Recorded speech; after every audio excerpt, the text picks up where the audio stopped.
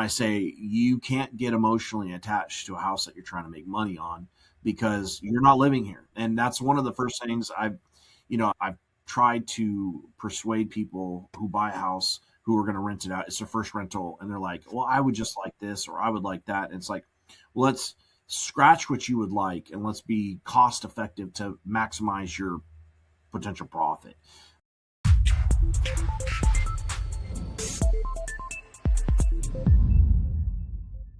Welcome back to the Falls Home Front, where Wichita Falls leads in North Texas real estate, business, and life. I'm Tim Lockhart, and today we're talking about something every homeowner, investor, and business owner eventually faces: property maintenance and renovations. My guest today is Jeremy Houchens. He's the owner and director of Priority Maintenance, a North Texas company that helps clients tackle everything from routine maintenance and repairs to full-scale residential and commercial renovations. Hey, Tim, thanks for having me. Thanks for joining me on the Falls Home Front today, Jeremy. Jeremy, before we get into Priority Maintenance and the business, I'd love to learn a little bit more about your story and what brought you here to Wichita Falls. Yeah, so it's a long route to get to North Texas. I was born and raised in Southern California, and I lived there for 27 years, fifth generation. My wife and I wanted to raise our kids in a different state. And so we moved to Montana, lived there for almost 7 years, moved to South Dakota, lived there for roughly 6.5 years, and then we moved to North Texas. I've been in construction since I was basically 12 years old. My father was a contractor in Southern California, owned a door company.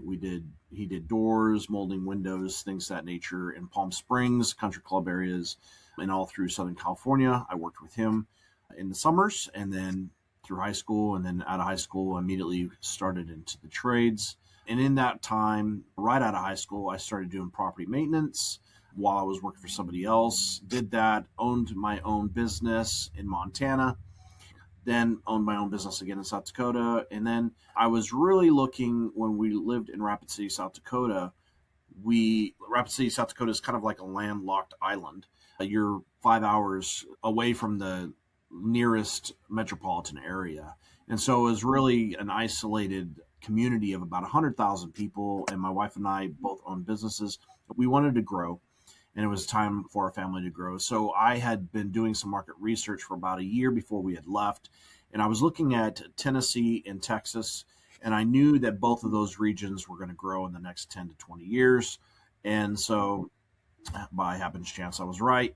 And so my mom had just retired from her company in Southern California, and my stepfather had some roots in Southern Oklahoma, North Texas.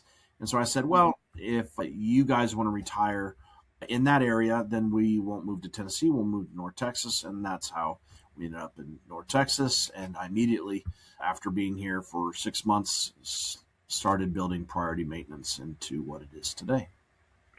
Oh, that's great. That's kind of a long trek Yeah, that it's a long route. took to get here. Yeah. Yeah, no, that's good. Yeah, so as you have built your company here, what have you come to appreciate about doing business in Wichita Falls and in North Texas? What I love about Texas in general, and I've had family come from different states to visit, and the warmth of the people of Texas, I think, is unparalleled to places I've been. And just the identification of being a Texan, I think, has some historical roots. And also you kind of adopt like Texas first type of mentality, which I appreciate. It's kind of like an extended family. And I just really like Wichita Falls because it's not too big, not too small. You're kind of smack dab in the center of Oklahoma City metropolitan area, DFW metropolitan area. And who knows, in 20 to 50 years, I mean, it might be one solid city from one point to another. It might be. Yeah, it's growing pretty fast up this way from Yeah, it's DFW. Yeah. crazy. Just in the time that we've been here for almost 8 years, what I've seen North Fort Worth do, because they've annexed so much area. North Fort Worth is its own city in and of itself, and where there was fields just 8 years ago, it's just bustling with businesses and people and construction all the way up to Decatur. You know, I anticipate in the next 15, 20 years, we're going to see a lot of that all the way up to Wichita Falls. Yeah, I think so too. Yeah, so what excites you most about the future of Wichita Falls? In regards to Wichita Falls, I think what I like the most is I see that there's a lot of infrastructure being put in place for long term growth. In the last 2 years, 2 years ago, we got the two new high schools, obviously.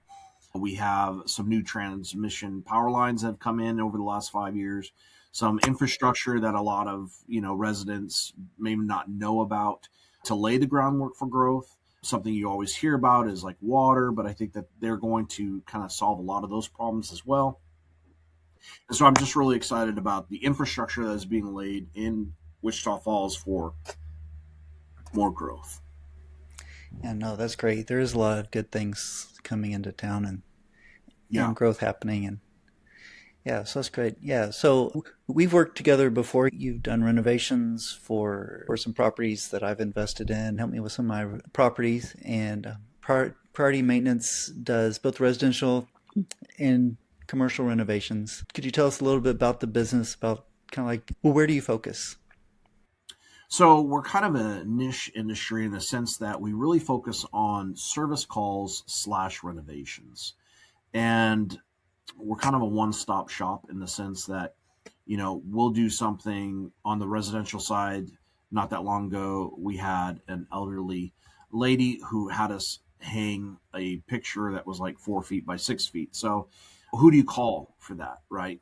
Or we'll do TV mounts or just pretty much anything within the service call related aspect. And then also for commercial, we've had several commercial service calls that it's out of the ordinary. Like we did something for Books a Million where they had this motor that had to be covered and a box had to be made and it had to be stained to match the cabinetry. And it's like, well, who do you call in that? And so what we do is we kind of fill a niche in the sense that some contractors, they veer away from smaller service calls because the revenue's not there or they're focusing on larger scale jobs.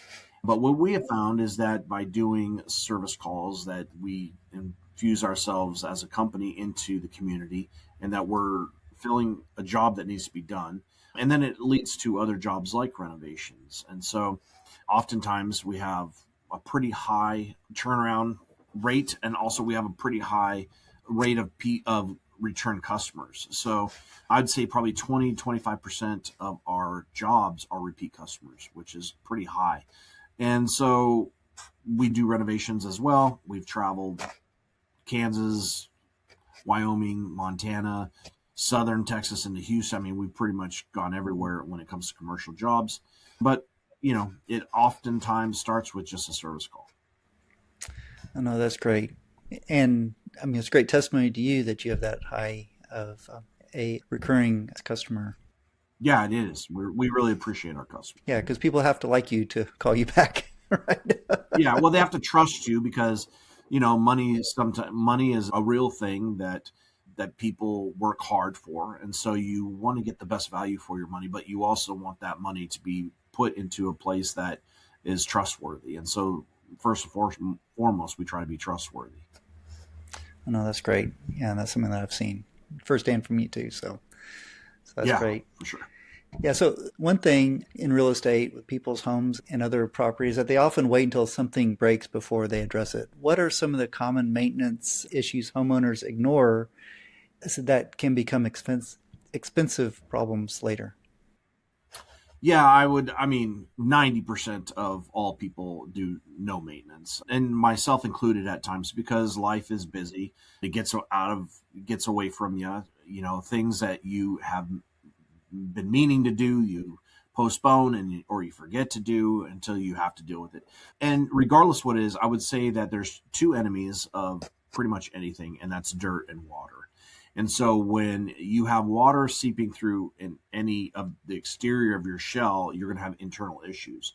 And so I would just encourage people to walk around their house quarterly, every 3 months, walk around, see what's going on. And if you see cracks, or if you see settling, or if you see things like that, you need to seal those up and apply paint. If you have your paint, there's just certain simple things that you can do.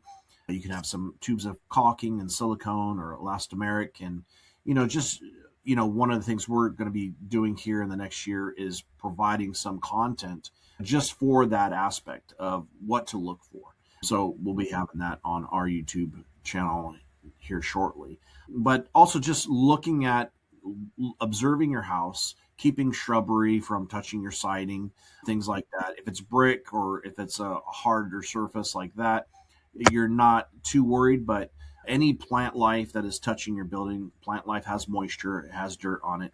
And so that's going to, if it's sitting on siding, it's eventually going to seep over time, months and years. And it's going to cause wear and tear. It's going to rub off the paint when the wind is blowing and the branches are scraping up. And then that paint that's being rubbed off, it's going to reveal a fiber or wood source that is no longer treated. So the moisture is going to absorb, and so on and so forth. So I would look for those types of things and just do, a yearly inspection at the very least. And if you stay up on maintenance, it really saves you thousands of dollars in the long term. And it can cost you just a couple $100 a year, realistically, in the sense of if you have a gallon of paint that is the exterior color and you just go through with, $10 worth of caulking and you're sealing everything up and then you're touching up with paint, you're pretty much, that's only, 2 to 4 hours worth of work. That if you do that every year or, every other year, even, you're doing more than 90% of people. Yeah. Yeah, no, that's good. So if there is a homeowner, maybe a first-time home buyer or an investor buying a property, what are some of the key things that you recommend they look for?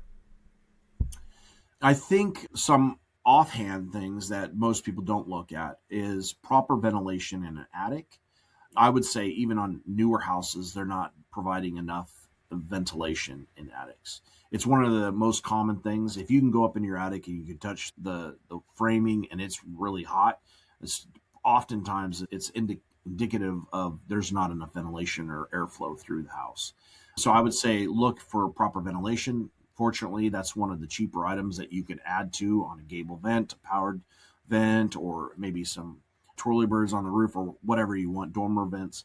But I would look at that. I would look at has the exterior been exposed to moisture and dirt for a prolonged time, because you could potentially have some interior damage that is not seen, hidden by drywall or paneling, things to that nature. A lot of the other stuff, carpet or flooring or anything like that, that's just cosmetic. But you just want to make sure that you have a good foundation in a home, and you can build upon that if you have a good foundation. Right. Yeah, that's good. Yeah, so for investors who have some rental properties, what maintenance mistakes tend to cost them the most money over time?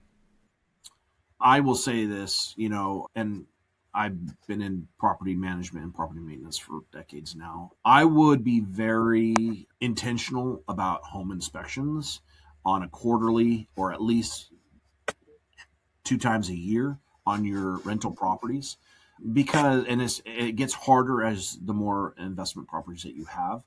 But even if you hire that out and pay a service call fee to, say, a company like ours, and say you pay $100 service fee and you do that 4 times a year, that $400 could potentially, and I know, will save you thousands in the long term, because just getting eyes on property is so important. And just driving by can give you some indicators of what's going on, but it can't always give you everything that you need. If you build that into your contracts with rental tenants, I think that would help investors out. And then just being mindful, I would do an inspection process with the tenant and saying, these are things, make sure you're taking proper documentation and pictures. I mean, we have the tools now available, even through our phones that we carry every day, to take video and pictures and just document that, throw it in a folder.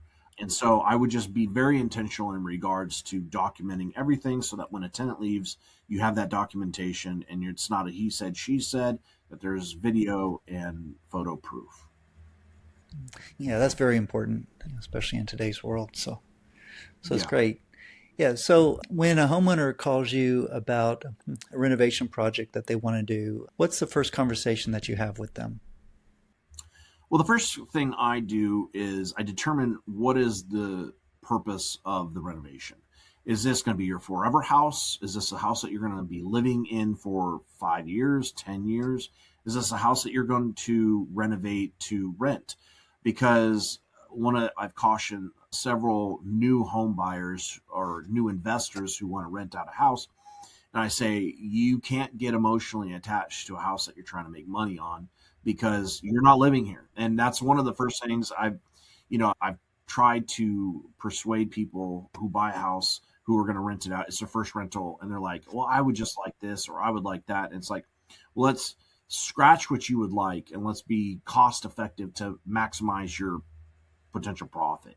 Because I'm not going to invest in a house that I'm going to rent out the same as a house I'm going to live in for 15 to 20 years because those are my personal preferences, not something I'm going to be making money on. So that's the first conversation I have is what is the intended use of this renovation?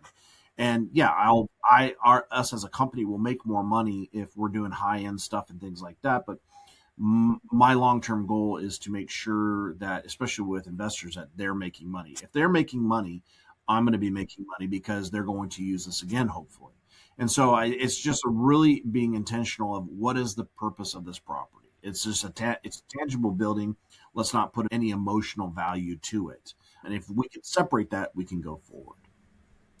Yeah, it's good. Yeah, that's something that I talk to a lot of people about too, is when we buy a property to be a rental, then the tenant is really like a customer to us, right? And so Right. just like in any business, what we need to do is to provide the product that the customer is expecting. So, a tenant paying $1,000 a month is going to expect a lot different house than a tenant paying three or $4,000 a month. Right. There's tiers of customer for sure. Yeah, and some people make the mistake, especially newer investors, of just like you said, they renovate a house based on what they want if they were to live there, but they're not going to be living there, and they may be, Right.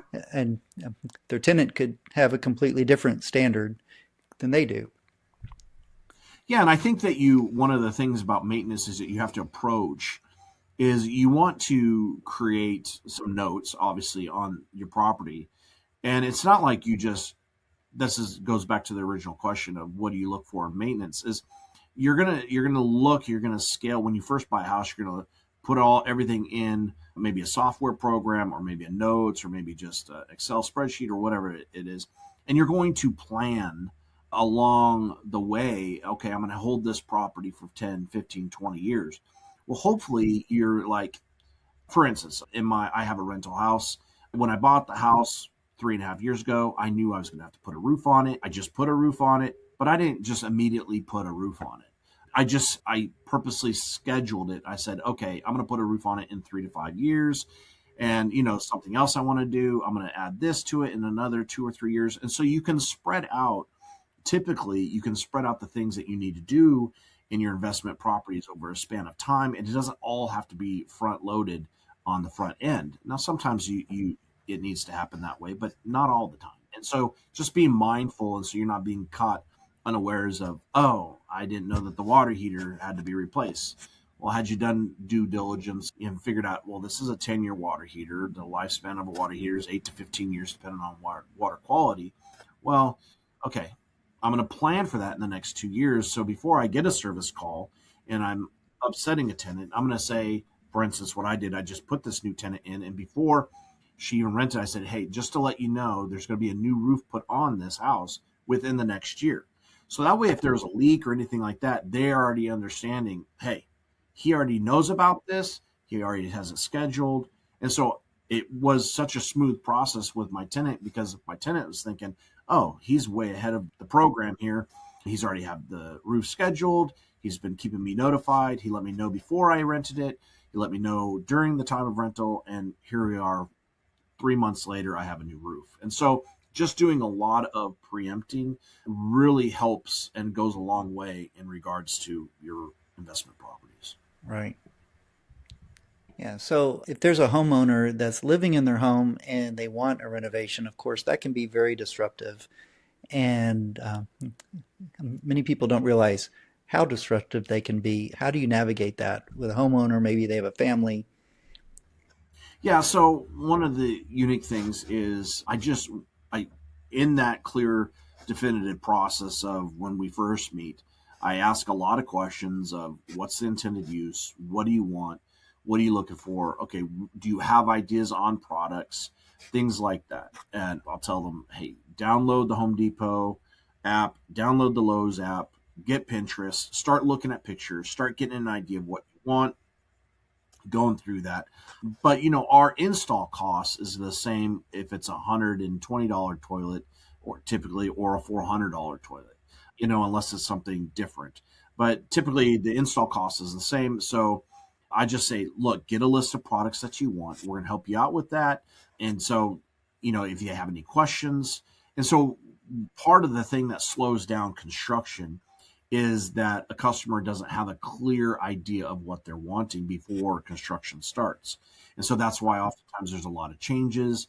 There's a lot of ambivalence of, I didn't know this or I didn't know that. And so just doing some legwork beforehand can make the process go a lot smoother. It helps us as contractors to say, okay, start to finish, it should take this long. We know exactly, I've been doing this for over 30 years, so I know exactly how long something's going to take. Like there's rarely any hidden surprises. And so just having a clear, concise of what type of products do you want is going to indicate the install length of time. Right. Yeah, so that's good. So what home improvements do you see right now are giving the best return on investment? In the sense of an investment property or as a personal residence? Uh, just a single family home market.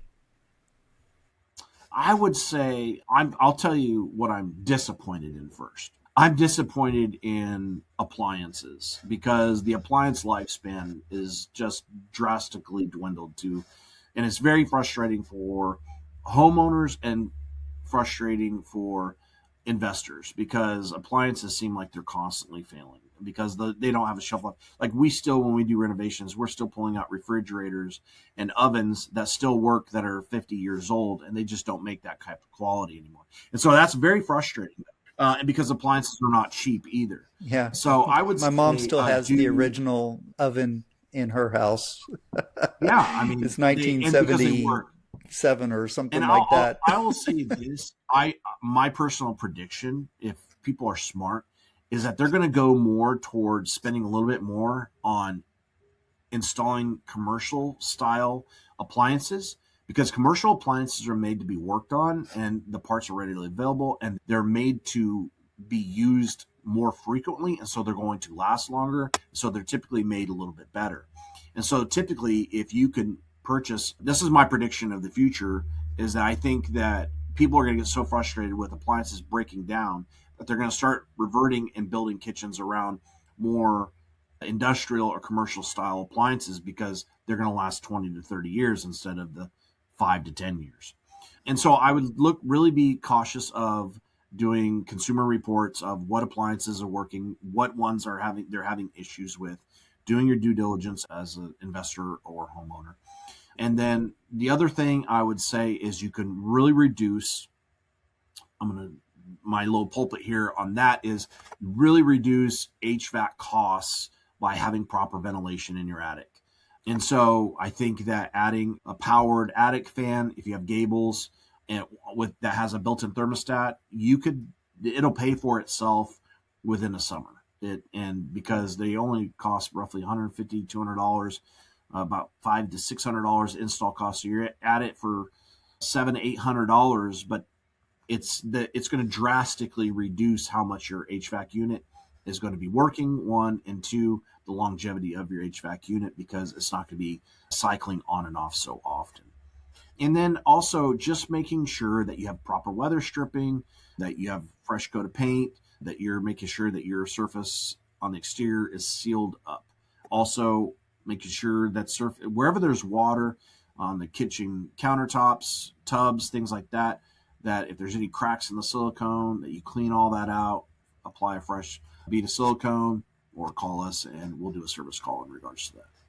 Those are things I would say that homeowners need to be looking out for and paying attention to. Great. This has been a very good conversation. There's been a lot of good takeaways that people can have from this conversation. And property ownership is one of the biggest investments that most people will ever make. And maintaining that investment properly, as you pointed out, can save thousands of dollars over time and protect the value of that investment. So for anyone who's listening that wants to learn more about property maintenance, discuss a project, or connect with you, how can they find you online, social media?